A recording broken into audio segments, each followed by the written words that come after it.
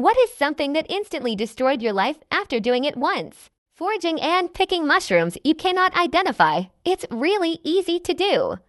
A lot of forage food have do that look almost exactly alike, and you have to rely on other things to help ID them.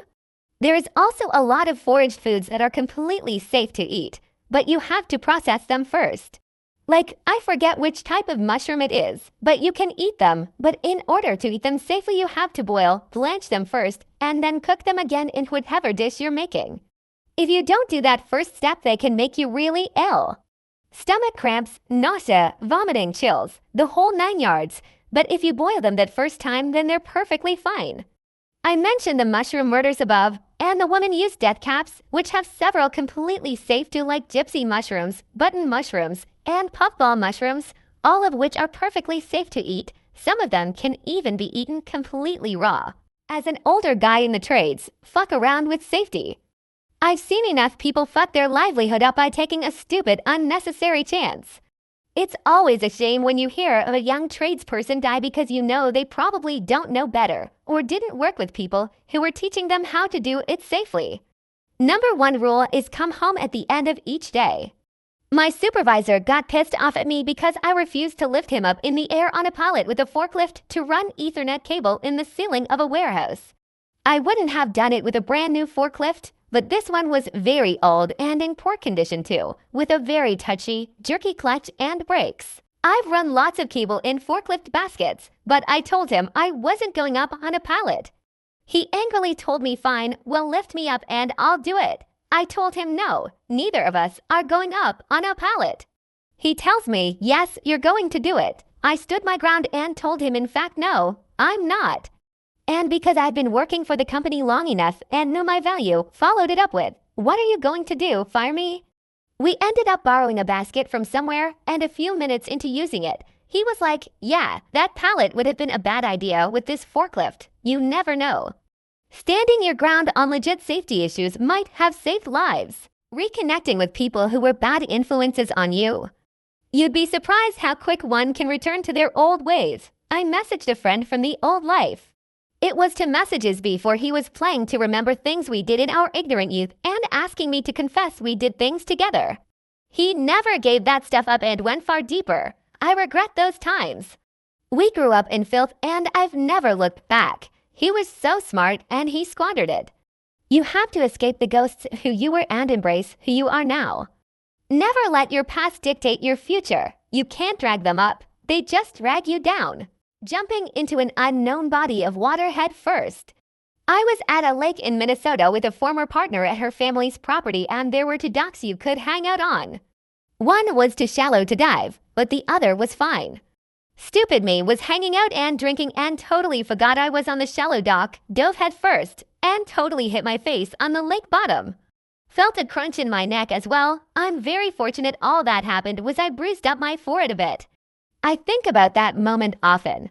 Road rage, one moment of anger leading to a lifetime of regret. I had an uncle who was driving on the freeway and the car in front was brake checking him. He swerves to cut in front of the car and slams the brakes to brake check the other guy. They crashed and both had serious injuries, but luckily they were both fine in the end. So stupid to let road rage to consume you. Taking an emergency leak in the wrong spot. All it takes is one drunk wee on the wrong building at 2 a.m. and suddenly you can't vote. No one will hire you and God forbid if anyone finds out. And as a drunk college kid or something, people don't really think about the consequence at the time. People really underestimate how life-changing a conviction really is. Even a misdemeanor can seriously affect your entire life for years unless you pay hundreds to scrub the record, which on a convict's salary can take a long time. Hitting someone while driving drunk or half drunk or having any alcohol in the blood actually. When I was younger, I didn't really care as long as I didn't pass the limit. So I drank 2 beers and went on in my car. One night, I was driving in 80 kilometers per hour road, somewhere in the Campaign, no pavement and like quite far from any cities or villages. So I was careless. At some point, I passed a person walking on the side of the road, no lights on them or whatever. Nothing at all. I saw them the moment I passed them. Thankfully, nothing happened, but I didn't have a lot of room when I passed, since I was quite careless on a road where there's very little traffic. I was almost driving in the middle of the road. It's been 5 or 6 years now, and from times to times, I think of this almost accident and how it could have easily killed someone and ruined their family's lives. And of course, I would be sitting in a jail cell. Since that day, I refuse to drink even one small glass of beer if I have to drive. Disposal of a body. My sister's baby daddy was living with his friend when his friend murdered someone in the woods behind some apartment complex and asked for help with the body. All he did was hold the flashlight while the man was put in a shallow grave. Even though the man was a drug dealer, executing him was still wrong. My sister's baby daddy was in the car when it happened and thought his friend was going to buy drugs. His two friends left the car and met the dude in the woods by a dirt bike path. That's when it happened, and they went to ask my sister's baby daddy to help. After that night, he moved out of his friend's house and moved into our house and apparently told my sister everything that happened because he didn't know what to do and was scared because his friend was a low-key psycho drug addict. We didn't know any of this until months later when the friend ratted on himself by bragging about it over the phone while his stepdad accidentally overheard. The police went and questioned my sister's baby daddy. They didn't consider him a suspect at the time but were asking about his friend since he lived with him during the time frame of the murder, and that's when he just spilled the beans and told them everything. That's when my sister told me she knew what happened. They didn't have a case if it wasn't for him, and his public defender made note of that in court, but they still gave him 15 years for holding a flashlight. The two friends got life. My niece will be 17 years old when he gets out. That shows you just one mistake can change your entire life. Letting my baby dog off his leash. He ran out while I was leaving work. It was around 9 p.m. on Super Bowl. Car hit him and dragged him 20 feet. Never stopped. He was still alive but died after 2 minutes. I feel miserable beyond words every single day. I don't even care about being traumatized watching it. I just care about the fact that my sunny boy is gone. He was my very first dog. At 4 years old, I lost him, and it was entirely my fault. I was always lax with him and would let him run off leash at night when the office area was quiet. It wasn't his fault he ran out that night.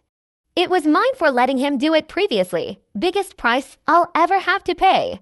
Drugs. A childhood friend of mine started smoking pot when he was 11. He thought he was so cool and would smoke with his new friends he made all the time. Eventually, he wanted to try other stuff and got into heroin and other hard stuff.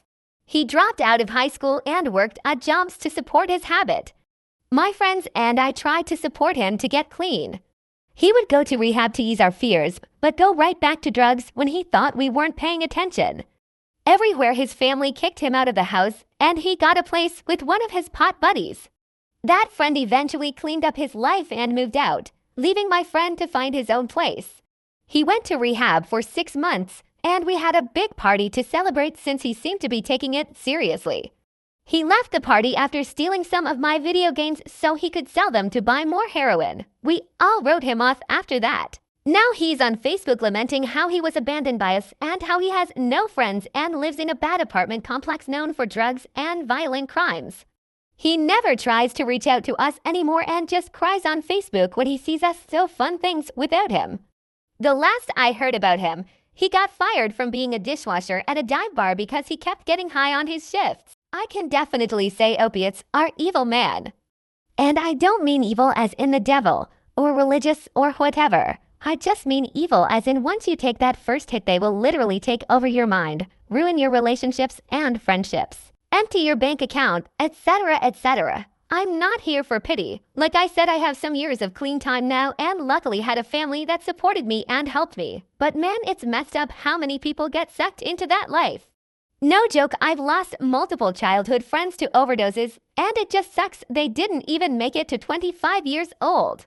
If you hunt and you use tree stands, not wearing a full body safety harness. You need to wear your harness and be attached to the tree from the time you leave the ground when you climb up to the time you return to the ground when you climb down. There's a way to get climbing ropes to work with ladder stands, but I haven't figured that out yet.